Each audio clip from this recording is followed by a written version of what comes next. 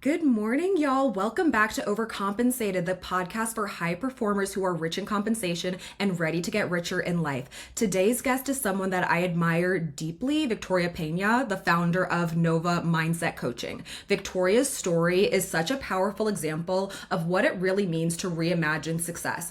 After working in cybersecurity sales, she experienced burnout firsthand, as many of us have, and now she helps other ambitious professionals recover, rebuild, and realign with their true internal purpose. Through her Nova Mindset Coaching, she really brings a compassionate and multidimensional approach to navigating stress, burnout, and major life transitions. And right now, she is living abroad, proving that freedom, purpose, and alignment can go hand in hand. So, Victoria, I would love for you to kick it off and just share a little bit about your kind of career journey up until this point and how you really got started.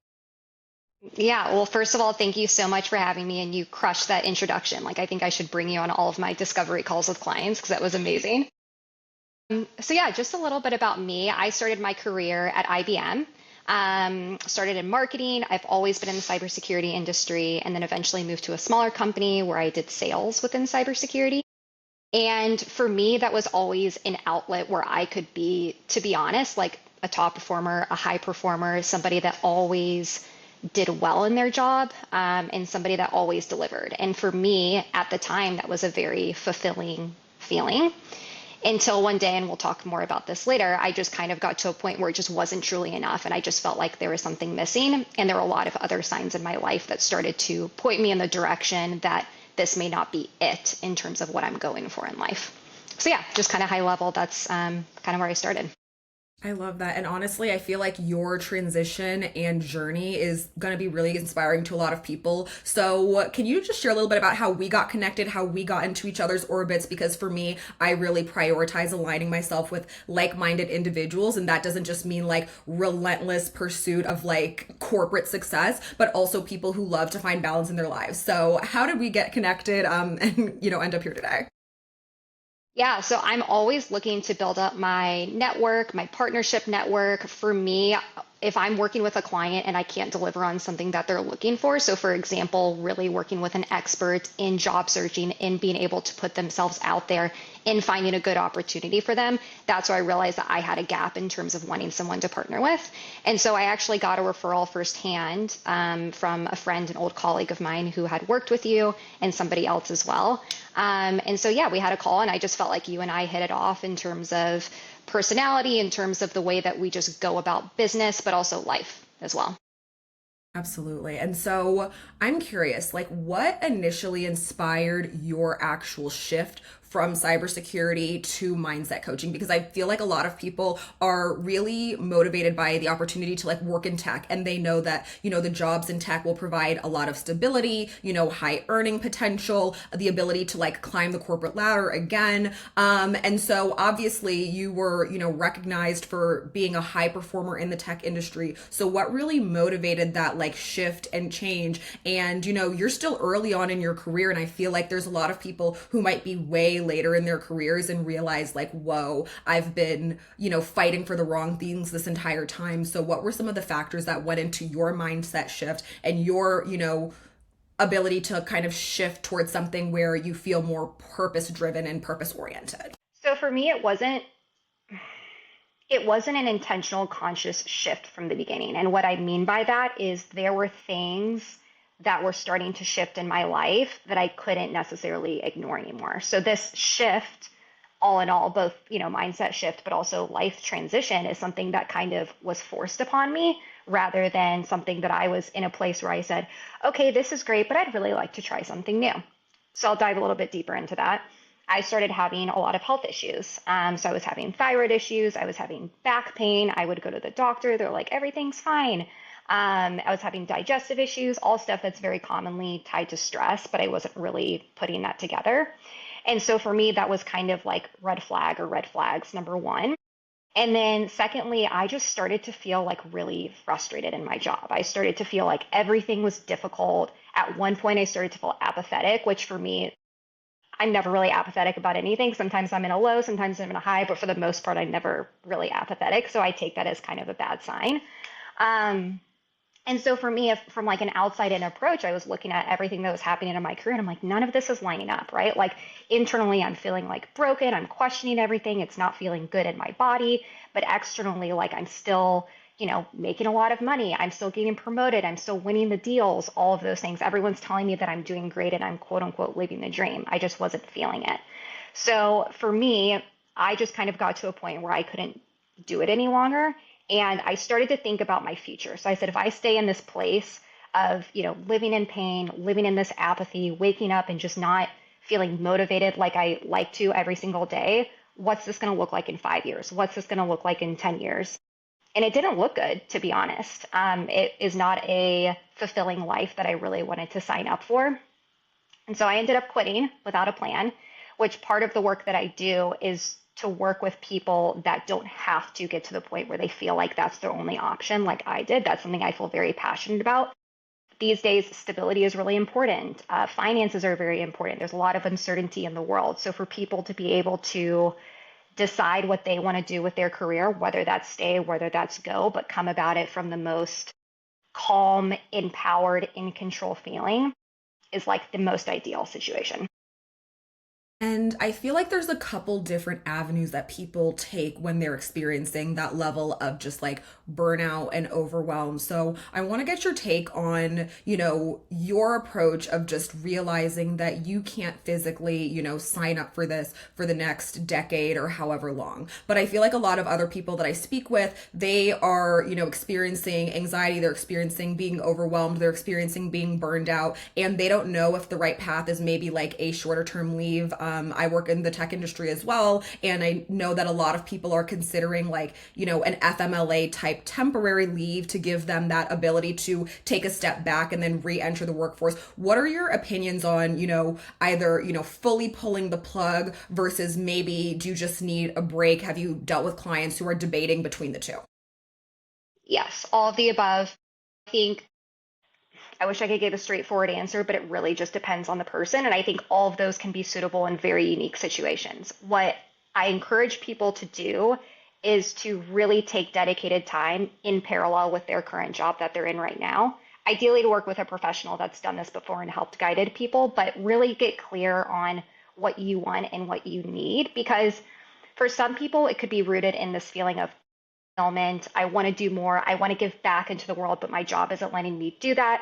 Maybe they can go volunteer more. Maybe they can, explore a side gig. Maybe they can explore a passion project that they've had. For other people, it could honestly just be lifestyle changes. Some people just work too much. They're not prioritizing their health. They're not prioritizing their mental well-being. And there's a lot of little shifts that can be done that compounded on top of each other can be extremely, extremely effective. So I always encourage people not to, unless it's dire, right? Not to jump to the what and how to solve it, but first try and understand, okay, what am I feeling right now? And what do I want to be feeling? And then what are the necessary steps that I need to take to get there? Amazing. And obviously, you're a very high achieving woman and you work with a variety of different professionals. And I've seen it in my career where there's a lot of women who feel the need to show up as, in a way that, might lean it to be like more than they can offer in the moment, or they're trying to overcompensate for a lot of different things. And so do you feel like there's certain demographics, not to make the question leading, but like certain demographics who are more prone to again, like overcompensating or more prone to burnout? Or people, is it just, I work with a lot of like early career women who just want to like climb the corporate ladder as quickly as possible, but I mean, you've seen this across a variety of different like demographics. So is there anything that you might be able to like shed a little bit of light on in terms of who might be at higher risk for this type of burnout? To be honest, from a gender perspective, I see it both with men and women. It just shows up very differently, I would say. So for women, I think I'll take a step back a little bit. For both men and women, high performers, right? Like we put a lot of pressure on ourselves. And so the burnout in itself can manifest differently. It can manifest in those sneaky, quiet symptoms, kind of like I experienced, or maybe just that overall feeling of I'm just not showing up mentally how I used to. I think one thing that I see with women is there tends to be a stronger component of that lack of fulfillment, usually associated with that. I just see in general that women need more passion associated with their job. And that's not something that necessarily, like I said, needs to be solved in the job itself. It might be something that you can channel more in the role that you're in. It could be something that you raise your hand for in terms of the company and ways that you can kind of contribute that way if it's you're really interested in mentoring or coaching or anything like that. So it's just a little bit different, but I would say the signs and the symptoms look fairly similar within that high performer niche, I suppose. Amazing. And I mean, is there a typical like industry that most of your clients kind of work in? Obviously, like we were both in tech, and with all of the changes, economic changes, hyper growth companies, getting a lot of investment, a lot of organizations going through layoffs. I feel like there's these like broader socioeconomic issues that are also just driving a lot of, more generalized anxiety about the, job market and about people's ability to have a stable career and about, what if XYZ happens? Are you seeing more like existential anxiety as well showing up for people as there's just more uncertainty in what all of these, transformations and digital transformations and companies leaning into AI and things like that? Like, is there more like generalized anxiety that people are experiencing as well? Yeah, you 100% nailed it. So, all of my clients that I work with are in the tech industry just because that's the industry I know, that's my expertise. I've noticed even over the last couple of months, increasingly, there's just more overall fear. Some of my clients are in the top two, three, four, sales reps within their company in terms of performance, and they're still coming from a place of fear and anxiety. Am I going to lose my job? What happens if I lose it all? What happens economically if where I have my money that doesn't pan out? Those types of things. And coming from a place of fear, I think in all aspects of life, but especially in your job, just promotes all the wrong behavior. It feels very grippy. You're not showing up to meetings with your confidence. You're not acting as that person that you once were to help you get to that point. And the thing that's interesting of this high performer mindset is you can still show up and do like a pretty good job. It's just internally, it's going to feel like there's this massive disconnect. And in my opinion, that's where a lot of burnout symptoms can come from. And that's where it can start is you're kind of building this distrust within yourself. You're showing up as one person, but you're not feeling like that person internally because you have anxiety. You're terrified about what might happen.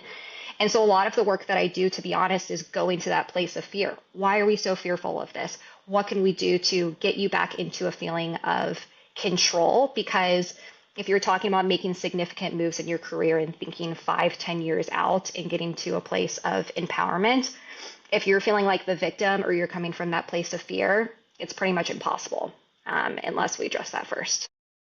Okay, so I want to kind of like dive into that a little bit because I feel like I know so many people who show up with, sort of like a mask on at work where it's like you have to put your best foot forward. People are always saying, like things like dress for the job you want, like act like you're in a position of, authority and composure and hardworking, and you have to basically put on display all of the best parts of yourself while hiding all of it, to your point, like those like fears and those anxieties. And when you're talking about that friction, that internal friction that creates, like how do you address like harmonizing, basically allowing your clients to realize that they don't just have to, show up as the most perfect version of themselves every single day, even if they're not feeling it? Or like, what are your typical like recommendations there? Like, I know for me, sometimes I literally need to like step away and take a couple days out of the office. We're in the office, almost every day of the week. And if I feel like I cannot show up as my best self, I don't want to put my team in a position where my energy and my mindset is going to impact them. But I don't know if you have like, better suggestions or things that you've seen work really, really well with the people that you work with. Yeah, so I think first of all, especially you being in a management position, there is that delicate balance, of course, of like knowing that you have to hold this energy for your team who also may be wavering in their own fears and anxieties and being able to show up as the leader that they need to see. That being said, I think there's always an additional balance with the authenticity that comes with that. So never being that person that's everything's all perfect all the time, everything's great, but rather like, okay, I'm having a human moment as well, but also like if I need to step back and I need to take care of myself and I don't want to drag the team down, for lack of a better term, that sounds a little bit dramatic, but that's okay too. So I think it's definitely the balance, and I think you're probably intuitive enough to know exactly what you need and what your team needs in that moment. So that's the first part.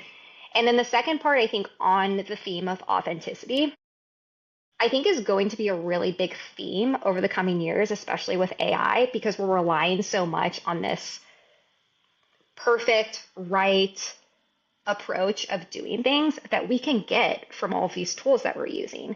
And so I think where we're going to be able to start to differentiate ourselves as humans is showing up as that uniqueness, showing up as that authenticity, having the tough conversations where needed, where people might be like, ooh, we're not getting a lot of this right now, but it's kind of refreshing in a way too.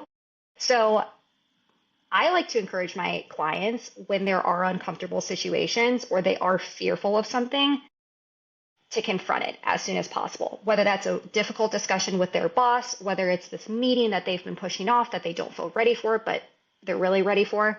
I think that's the easiest way to really get through some of those fears, but also not feel like they're holding back and they're hiding this part of themselves that they don't want to make seen. So there's kind of two elements that I think, one with authenticity and one with kind of confronting fears in a strong way if possible. And I love that theme of authenticity because I've had a lot of conversations with individuals about how I don't think that AI should replace your need for critical thinking. I don't think it should replace your voice. I don't think that you need to edit every single message with AI. I mean, we were doing, just fine before tools like ChatGPT. And while I do think that they are very, empowering and they help a lot of people in a lot of different ways, I don't think it needs to replace us as humans. And a lot of people, when they're saying that, oh, AI is going to, replace individuals' jobs, a lot of the jobs that we do, AI cannot replace. I think it can, amplify someone's productivity. I think it can make them more successful. I do think that we're going to see AI maybe leading to like the contraction of certain teams where they can, use more automation and leverage, digital resources in place of human resources. But I don't think it's going to actually eliminate jobs because we do need that authenticity. We do need that human connection. We do need that human communication.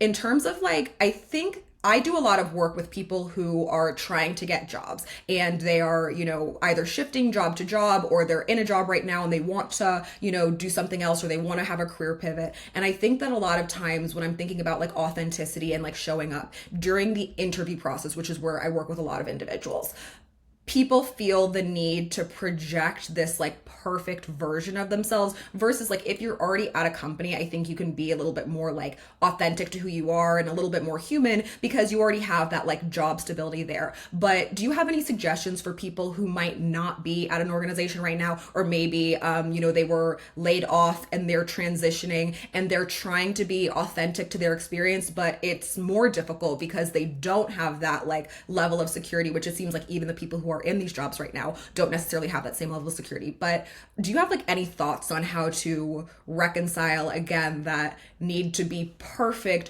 with the internal need to be authentic? I think I'll approach it from the perspective of somebody looking for a job. So if they are applying for a job, and I know this 100% will resonate with you, and you probably preach this all day, every day.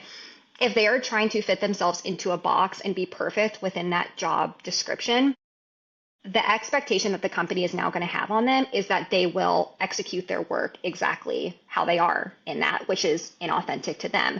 And it will provide them less opportunities to show up as their authentic self and to have those human moments, I think, throughout the time that they keep that job.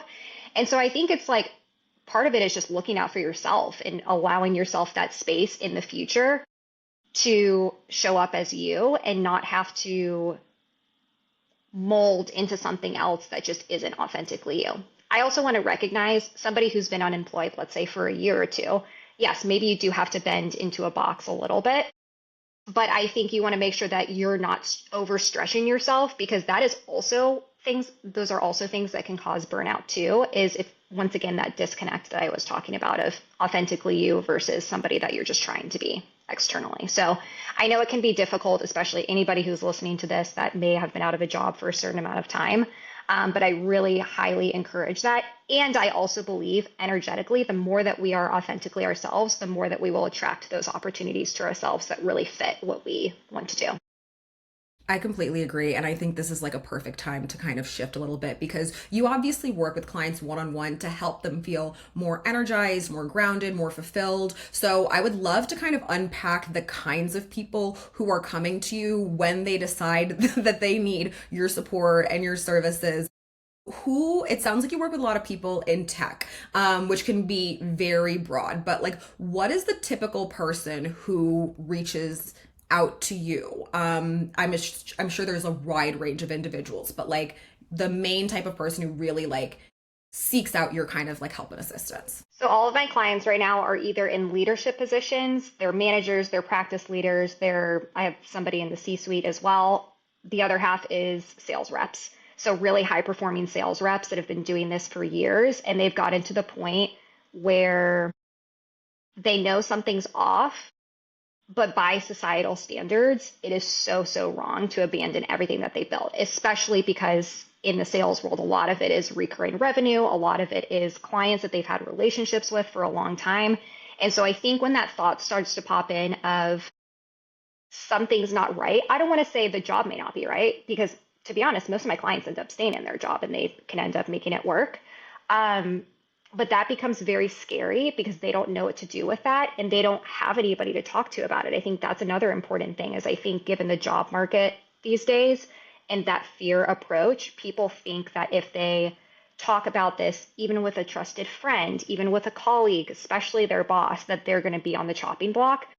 And that's simply just not the case because those types of conversations and voicing it can allow us to get better and help to spot those gaps in the first place. Okay, that's super helpful. So I'm curious, what are some of the biggest mindset shifts that people really experience in working with you? Is it like a reprioritization of like work life and home life, or is it health, physical health and mental health? Like, what are the big mindset shifts that people really need to like overcome to feel fulfilled and energized and grounded again in their corporate lives? I think the biggest one, to be honest, is kind of what I said earlier. So it has to do with that victim mentality versus I am empowered, I am in control of my life, I'm actively making these choices.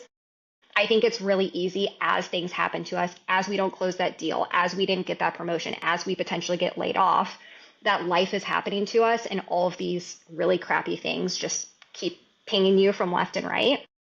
But ultimately, we still have control over those things. We have choices that led us to get to that point in the first place. I'm not saying it's always our fault when, if we're laid off and that was just kind of a bad circumstance. But I think the more that we can sit in the space of, I am actively choosing this, I am here right now, I have full control over my life going forward, that just opens up so many possibilities because it is truly an identity shift, a perspective shift.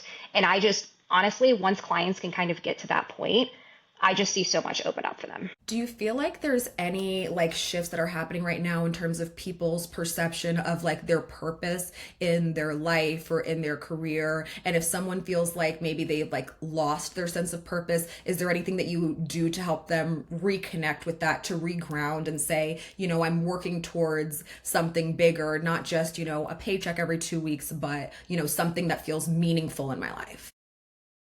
Yeah, so I think first of all, I definitely, in terms of progression, I like to make sure that people are first in that state where they feel in control and they're not feeling like a victim of their own life, because that energy is just so important when it comes to this.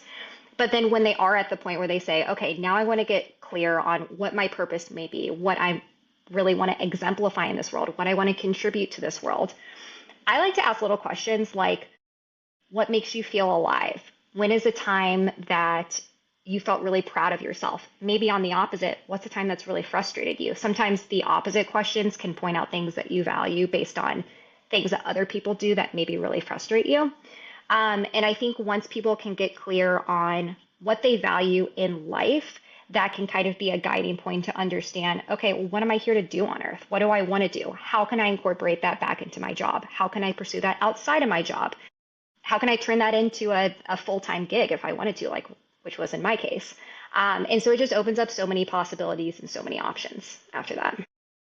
I love those like little questions that you ask people. Do you feel like when you start asking people, they immediately kind of tie their like identity and purpose to their corporate life, but then if you like unpack it, they can more, extrapolate that to like other things that they value in life, or is like that a shift that people have to kind of reconcile? I know that, maybe 5 years ago, my whole like identity, goals, purpose would have just been so career oriented, but then the more that I grew into my, the version of myself that I am today, a lot of it is more life and balance oriented. But I don't know, is that something you see with people that you work with? Yeah, it's a little bit of both. And honestly, I think the ones that are still really ingrained in that corporate identity, there's still a lot of good pieces in there. Because if you have somebody that, let's just take a sales rep, for example, if you have somebody that loves hopping on calls and presenting to a client, but then somebody that's doing like tons of admin Salesforce updates and they just like, that just drains the energy out of them. Like those are still good nuggets as well. Because ultimately that's going to be things that give them energy or take away energy. And those are a lot of questions that I like to ask, especially in the beginning of working with a client, because it helps to be honest, just get rid of a lot of the mess, obviously in our control. But yeah, I think the good news is like, especially in our field in the tech industry, I guess I don't know if I can say our field anymore because I don't technically work in the tech industry, but people are so self-aware. And so even if they feel stuck and even if they are not sure where to go next and they feel like they need help, most of the time we're hopping on the phone and they're spewing out all these good nuggets of information. And there's just so much goodness that we can do with that. So I think even if it doesn't make sense and even if it feels scattered, there are so many ways to just like get that out on paper, talk about it, and really conceptualize an effective route forward. I love that. Is there a reason that you think that people in tech are just more self-aware, or for people who might be in different industries and like want to promote their own self-awareness, especially as it relates to their, corporate identity? Are there any suggestions that you have for individuals, or is there anything that you see where you're just like, oh yes, this is what kind of like triggers that level of like self-awareness and thinking critically about, where you are in your corporate career and like where you want to go? I think the first thing is a lot of the people I work with are in very successful roles. And so you have to be able to think quickly on your feet, think critically to get to those roles in the first place. And then I think especially the ones that perform very well are very good at reading people. They're good at reading the room. They understand, psychology concepts. They're just good with people in general. And I think that also brings in a lot of emotional intelligence. So it gives a lot that we can work with in terms of them then applying it personally and doing the work on themselves, maybe how they've interacted with other people. Um, so yeah, I kind of think that's the big thing, to be honest, especially with high performers. And then, yeah, I'm just going to leave it at that. That might be something No, I I want to love cut. that. No, I love that. And so if we could put ourselves, let's say, in someone who's like earlier on in their career, and they're trying to build and they don't necessarily have the same level of, expertise or knowledge or just even experiences where they've been through enough where they can kind of recognize how things are showing up in their bodies, what would be your recommendation for them kind of driving more self-awareness? That's a great question. I mean, I really encourage people to read books about anything that really piques their interest. So it doesn't have to be like self-help books, personal development books. I think those are really important. But I think bringing in knowledge and topics that you may not be ingesting on a day-to-day basis elsewhere, I think can just expand your horizon for life and the things that are out there. And it allows you to think more creativity. It allows you to learn more about yourself. It allows you to interact with people better on a day-to-day basis as well. So I think that would be the first thing. And then I think the second thing too is just consistently check in with how you're feeling. It's really, really difficult to do, to be able to step away in the middle of the day and take a break and take a deep breath, to take that walk, to journal at the end of the day if you're feeling a lot of emotions. It's these days it's so easy to just close our laptop, pick up our phones, scroll through Instagram, turn on Netflix, just continue to kind of numb our minds, I suppose. But I think the more that we can just take a step back, be in quiet time as much as possible, then we can actually hear ourselves think. And to be honest, for a lot of people, that's really scary to turn off the distractions and to be with yourself just in quiet. It can be noisy, it can be anxiety provoking. But I think once you can get over that hump of kind of getting through all the goop, there's a lot of goodness there that can exist. And are there any other kind of like micro healthy habits that you recommend, people do? Because I love the idea of just like sitting with yourself, which I know when you are in such a high stress and high pressure position, a lot of times, like when you step out of that, you literally want your brain to shut off. You just want to feel like you're resting. But, being on your phone, being on social media, watching TV, it's not really allowing your brain to rest. It's just allowing your brain to be, distracted and focused in a, different way. So again, I love the idea of just like sitting with yourself, journaling. I do a lot of like mindfulness and like meditative practices, and it's really helped me become more like grounded and just clear minded in terms of like working towards something. But what would like other like smaller habits be that you recommend to your clients or you'd recommend to people in general? I would say to focus on the beginning of the day and the end of the day. If we're going to start small and we're going to start anywhere, I think those can set the tone for how good of a night of sleep you're going to have, what your day is going to look like. So in the morning, people don't need to have those crazy biohacking morning routines where they're doing all the cold plunges and they're doing 30-minute meditations and all of that. But I think in the concept of quiet time, groundedness, setting the stage for a solid day ahead, the worst thing you can do, in my opinion, is wake up and pick up your phone. It's just you're starting your day on high alert. You're checking your email, you're checking your text. So even if you can take 2 minutes to yourself, even if you can walk downstairs, turn the coffee machine on, and keep your phone in your bedroom or wherever it was before you went to sleep, and just look at the coffee machine and let the coffee come out. I think any type of solace and quietness that we can spend to start the day out is really, really important because it sets the tone for the entire day ahead. And then similarly before bed too, if we can ideally even put our phones in other rooms, I think is great. Whether you get one of those analog alarm clocks or whether you have your computer or your iPad or something, you set an alarm there. I think that's a great recommendation too. I think the less stimulated we can be right before bed is best. Most people will recommend to eliminate blue light, 30 minutes to an hour before bed. I always like to meet clients exactly where they're at. And I think solid habits are built with like very small micro shifts and consistency. And so even if you start with 2 minutes, 5 minutes, 10 minutes before bed, and then slowly work up and making sure that you're actually checking those items off your routine, off your list, is only going to build that trust within yourself that you can actually do it. And it's going to build those consistent habits and routines a lot quicker.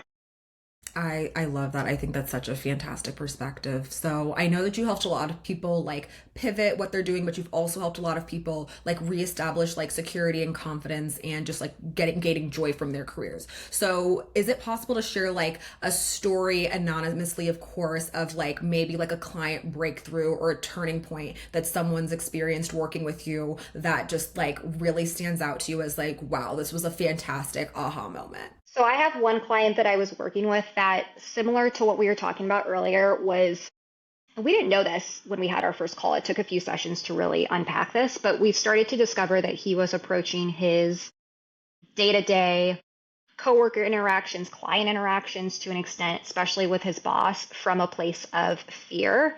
And that was really holding him back with showing up in the way that he could show up as the confident, motivated, effective employee that he knows he is. And so when we're able to unpack that through a lot of different modalities and really take time to understand where is this coming from, what are the things that work, I will also say there are frameworks that I leverage with clients, but everybody's different, right? So a lot of what the work that we're doing is very experimental. We'll try one thing one week, and if it's just like not working, we'll be like, great, we'll try something else. And we can pretty quickly get to a habit or a routine that works well for them. But I think it's important to mention that it's not always like a one size fits all approach. It's not always reading the book and then adopting it and then everything's fixed. So through that, we identified a few shifts that he could make to really show up a lot more in his power authentically. And not only did things get better at work and just the day-to-day stress and anxiety and dread that he was feeling, but also at home. We did a midway check-in and he told me that he was having better communication with his wife. His son came to him and said, Dad, I'm so glad, that we've been able to hang out more and I've been really enjoying it and blah, blah, blah. And that was so cool to hear because obviously we're here to talk about the work stuff. We're here to address the professional aspect. But I feel so strongly that this work translates into all aspects of life. And to hear that with such specific confirmation and his son's words, that was just so cool for me.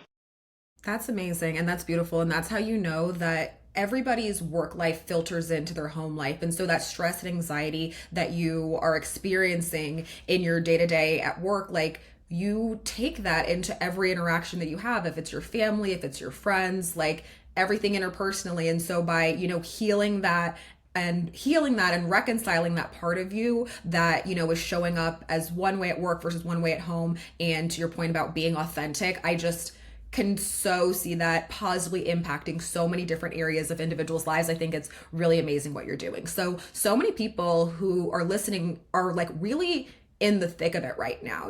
They're dealing with being, ambitious and driven, but still exhausted. So, what wisdom would you like to offer the people who are listening who probably just need to hear something encouraging in their day right now? First of all, I see you. I get you. You are not alone in this. There are so many people going through this in various different forms and fashions.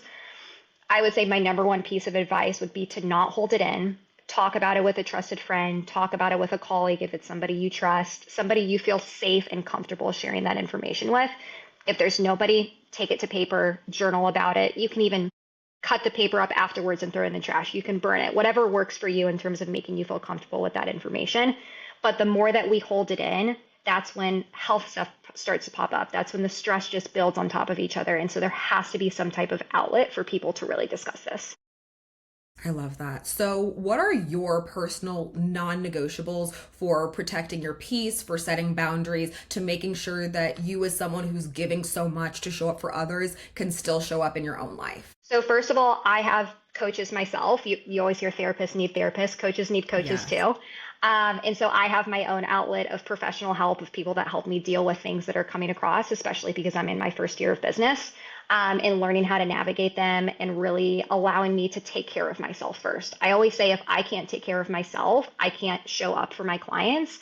And that's extremely, extremely important. So every dollar that I invest in coaching is an investment in my business. So that's the number one thing. The secondary thing I would say is my routines are extremely important to me, especially because on the road and traveling. I have to make sure that I'm spending that quiet time in some form or fashion.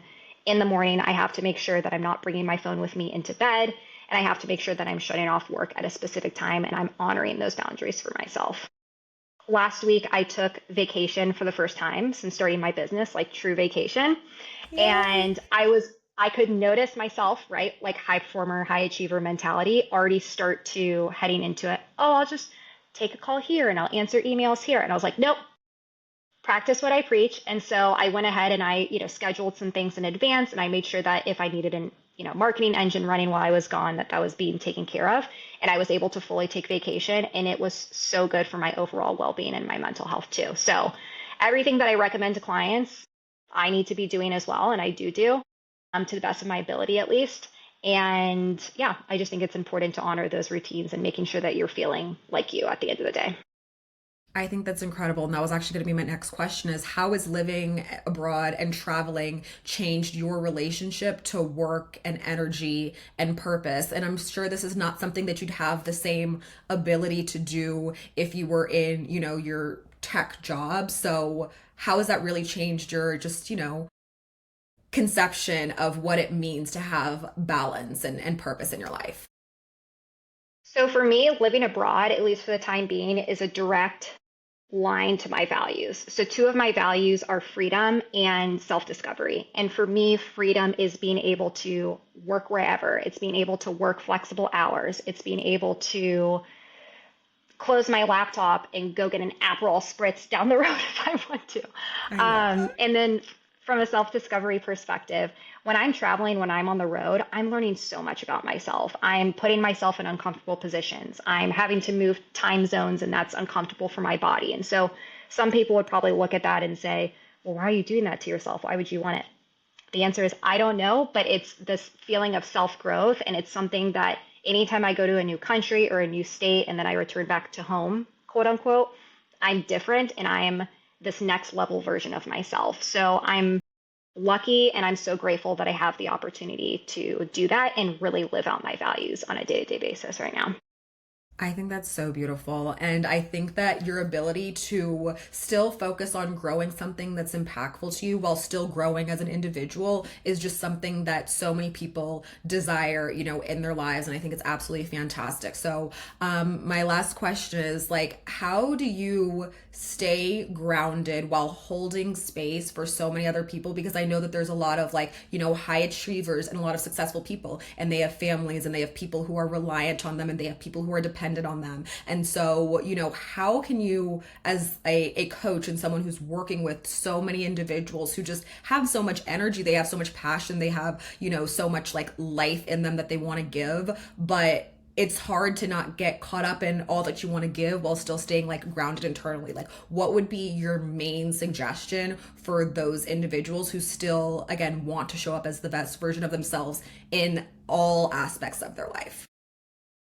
That's a great question. And honestly, it's not easy sometimes, especially because I was once in their position. I think one, my coaches definitely helped me with that and different tools and practices that, evolving on a weekly basis, sometimes daily basis that work for me and kind of meet me where I'm at.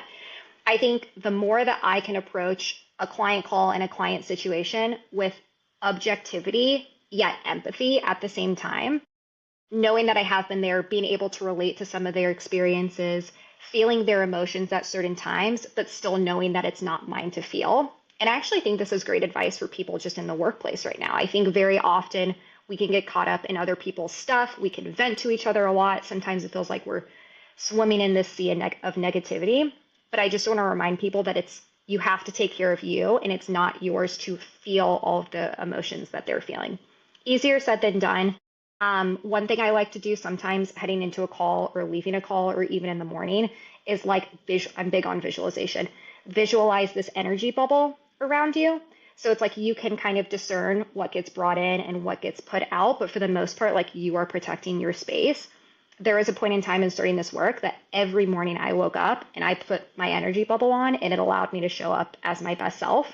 Now it's a little bit more second nature, luckily, but I think whatever you have to do to kind of put yourself in that headspace is really important.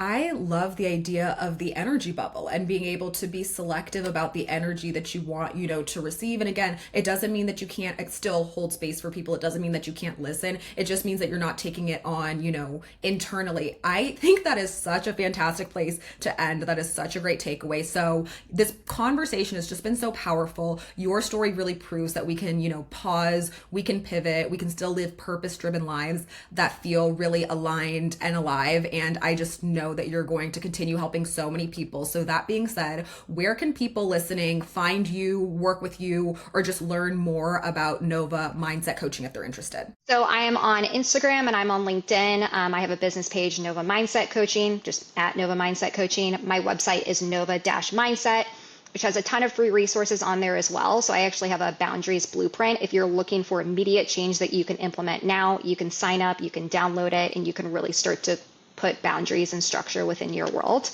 And if you're looking for more personalized support, I do offer 30-minute work-life reset calls just to be able to meet you, understand what you're dealing with, and really put together a plan to help you feel better quickly. I love that. And are there any upcoming like programs or offerings or ways to get support that you want to share outside of just your traditional resources? Yeah, so I have a one-on-one program. It's 4 months long. That is where people are going to see the most long-lasting, impactful, sustainable success. And so, yeah, I just do one-on-one work at the moment. And I think that's for me, it's the most passionate way that I can show up. It's the most impactful way for me. And I think it's the biggest impact for clients as well.